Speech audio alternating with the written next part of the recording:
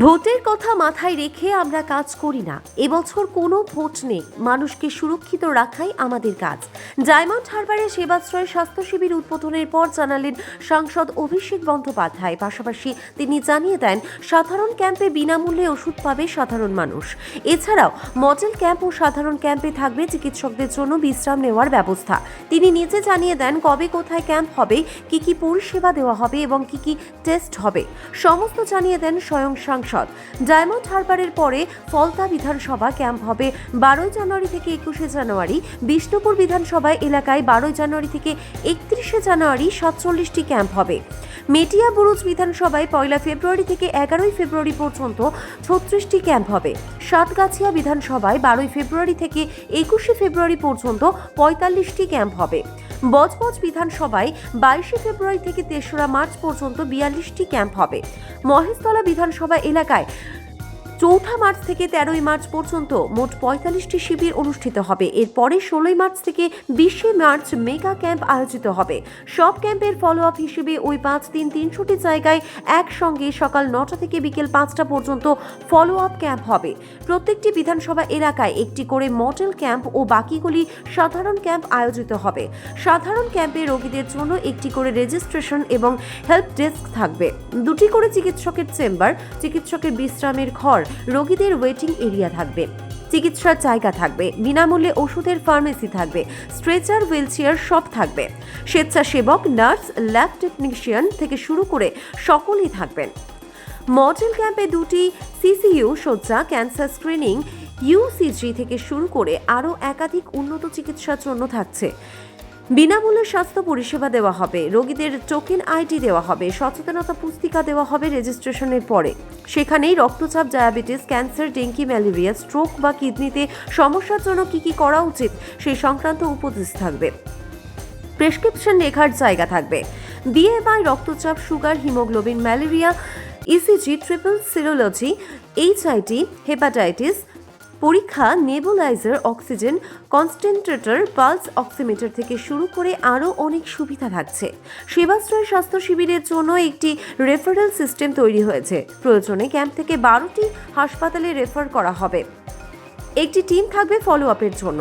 Diamond Harbour medical college, SSKM, Bangur neuro, MR Bangur, Vidyasagar state general, Calcutta medical, Chittaranjan medical, RG Kar medical, Kolkata neuroscience institute সহ মোট 12টি হাসপাতালে প্রয়োজনে refer করা হবে। প্রতিটি জায়গায় স্ট্যান্ড বাই অ্যাম্বুলেন্স থাকবে। প্রতিটি শিবির শুরু হওয়ার আগে ও পরে স্যানিটাইজ করা হবে। প্রতিদিন চিকিৎসার বর্জ্য ব্যবস্থাপনার ব্যবস্থা থাকবে বলে জানিয়েছেন সাংসদ। একই সঙ্গে অভিষেকের সংযোজন। অনেকেই ভাবেন এত বড় কর্মযজ্ঞ হবে কিভাবে, আগে শুরু করতে হবে।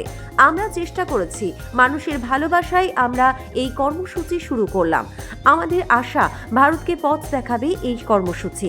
ডায়মন্ড হারবার লোকসভার মধ্যে প্রতিটি বিধানসভায় ক্যাম্প হওয়ার সময় সেখানে যাবেন বলেও এদিন জানিয়ে দেন অভিষেক বন্দ্যোপাধ্যায়। তার বার্তা, যারা আমাকে ভোট দিয়েছেন আমি তাদেরও সাংসদ, যারা দেননি তাদেরও সাংসদ। আজকের এই আয়োজন সবার। তিনি আরও জানান, সমাজের চোখ হচ্ছে সংবাদ মাধ্যম, কোনো ভুল থাকলে ধরিয়ে দেবেন। আমরা যে প্রতিষ্ঠা নিয়েছি তা দেশের কাছে দৃষ্টান্ত। আগামী দিন ইতিহাসে স্বর্ণাক্ষরে লেখা থাকবে। সন্দেশখালীতে বলেছিল না এই হাব হয়েছে তাই হাব হয়েছে, সন্দেশখালীর মানুষ একদম মুখে ঝামা ঘষে দিয়েছে। বসিরহাট লোকসভা 3.5 লাখ ভোটে তৃণমূল জিতেছে। যত কুৎসা হয়েছে, উন্নয়নের জয়ের ব্যবধান, মানুষের আশীর্বাদ, ভালোবাসা তত বেড়েছে। যত কুৎসা হয়েছে, যত চক্রান্ত ষড়যন্ত্র হয়েছে, মানুষ তত আশীর্বাদ করেছে। মামাটি মানুষের সরকারের গোড়াকে আরো শক্তিশালী করেছে। এদের কাজই চক্রান্ত করা, করুক। এত বড় বড় ভাষণ না দিয়ে কেন যাচ্ছে না দিল্লিতে? দিল্লিতে গিয়ে একটা প্রতিবাদ সভা করে দেশের প্রধানমন্ত্রী সহ, দেশের বিদেশ মন্ত্রী সহ, স্বরাষ্ট্রমন্ত্রী যার অধীনে দেশের সীমা রয়েছে, বর্ডার রয়েছে, তাদেরকে কি কেন অনুরোধ করছে না?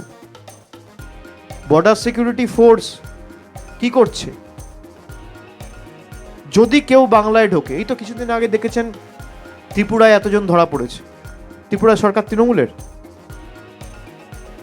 তো তো ডবল ইঞ্জিন সরকার তো। আসামে এতজন ধরা পড়েছে, আসামের মুখ্যমন্ত্রী কি তৃণমূল করে? কোত্থেকে ধরা পড়ছে? আপনারাই তো খবর করেছেন। ত্রিপুরায় ধরা পড়েছে, আসামে ধরা পড়েছে। তাহলে ওনারাই তো বলেন ঘুষপেটিয়া, উল্টা লটকা দুঙ্গা, চুন চুনকে দেখুঙ্গা। কাকে উল্টো ঝোলালো?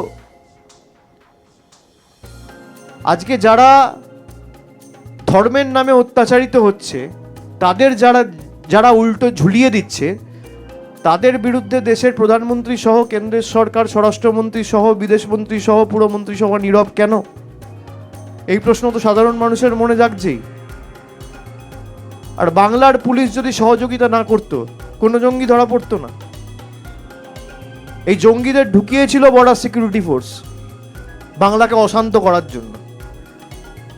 রাজ্য পুলিশ ধরেছে। আরজি করের ঘটনা যখন ঘটেছিল, সেই সঞ্জয় রায়কে প্রধান অভিযুক্ত 24 ঘন্টার মধ্যে কলকাতা পুলিশ গ্রেফতার করেছিল। আজকে প্রায় 5 মাস হয়ে গেল সিবিআইয়ের কাছে কেস। কি করেছে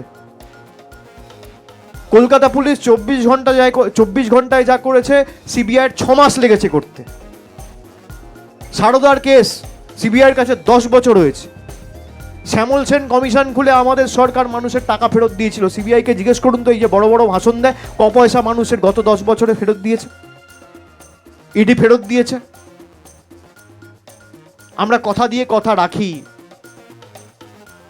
আমরা নির্বাচনের আগে মানুষকে কথা দিয়েছিলাম যে আবাস প্লাস তালিকায় যাদের নাম রয়েছে তাদেরকে বাড়ির টাকা 31শে ডিসেম্বর 2024-এর আগে আমরা প্রথম কিস্তির টাকা ডাইরেক্ট ব্যাংক ট্রান্সফারের মাধ্যমে পৌঁছে দেবো। আমরা দিয়েছি। 11,36,000 নাম ছিল। পরবর্তীকালে বন্যা কবলিত এলাকায় যারা ক্ষতিগ্রস্ত হয়েছিল তাদের সকলকে ইনক্লুড করে 12 লক্ষ পরিবারের কাছে প্রথম কিস্তির 60,000 টাকা আমাদের মামাটি মানুষের সরকার পৌঁছে দিয়েছে। এই টাকা দেওয়ার কথা ছিল বিজেপি সরকারের। বাংলা থেকে লক্ষ লক্ষ কোটি টাকা তুলে নিয়ে যাওয়া হচ্ছে জিএসটির নামে। অমুক ট্যাক্স, তমুক ট্যাক্স, ইনকাম ট্যাক্স, প্রায় 1.5 লক্ষ কোটি টাকা এই বছর তুলে নিয়ে যাওয়া হয়েছে। ক পয়সা দিয়েছে? আজকের দিনে দাঁড়িয়ে বাংলার প্রাপ্য কত? প্রায় 2 লক্ষ কোটি টাকা বাংলার প্রাপ্য পাওনা। নির্বাচনের সময় 1,65,000 কোটি টাকা ছিল। বাড়তে বাড়তে বাড়তে বাড়তে বাংলার সব টাকা, রাস্তা ঘাট, বাড়ি, আবাস, জল, শিক্ষা, পরিকাঠামোগত উন্নয়ন, সব টাকা আটকে দিয়েছে। কেন? বাংলার মানুষ ভোট দেয়নি। আপনাদের টাকা লাগবে না, যতদিন আমরা আছি আমরা বিকল্প অর্থের ব্যবস্থা করব। 100 দিনের মানুষের টাকা এখনো দেয়নি। মমতা ব্যানার্জি দিয়েছে, আমাদের সরকার দিয়েছে। প্রায় 69 লক্ষ জব কার্ড হোল্ডার, যাদের টাকা পাওনা ছিল, যারা কাজ করেছিল, টাকা আটকে দিয়েছিল, তাদের নির্বাচনের আগে, নির্বাচনের বিধি ঘোষণা হওয়ার আগে আমরা সেই টাকা পৌঁছে দিয়েছি। টাকা দেওয়ার কথা কেন্দ্রের, দিয়েছে রাজ্য। অস্বীকার করতে পারবে? বিরোধীরা যারা এই প্রশ্নগুলো তুলছে তাদেরকে বলুন না, মানুষের পরিষেবার জন্য আপনাদের সরকার তো 10 বছর ক্ষমতায়। 2004 থেকে বিজেপি সরকার কেন্দ্রে ক্ষমতায়। নেই করে প্রায় 10.5-11 বছর হতে চলল। কোন কাজটা বাংলার মানুষের জন্য করেছেন? কটা মানুষকে ঘর দিয়েছেন? কটা মানুষের মুখে অন্ন তুলে দিয়েছেন? কটা মানুষের হাতে কাপড় তুলে দিয়েছেন? কটা গরিব ছেলের হাতে কর্মসংস্থানের নিয়োগপত্র তুলে দিয়েছেন? তৃণমূলের কাছে রাজনীতি হচ্ছে শিক্ষা, স্বাস্থ্য, শিল্প, আবাস, কর্মসংস্থান, আর বিজেপির কাছে ধর্ম আর কবরস্থান। এই তো পার্থক্য।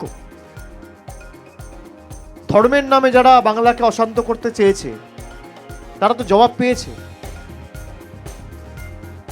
মানুষেদের মুখে কালি লাগিয়ে দিয়েছে, ঝামা ঘষে দিয়েছে। তারপরও এদের শিক্ষা নেই। আপনি করুন, আপনি প্রতিযোগিতা করতে চান, আপনি উন্নয়নের করুন।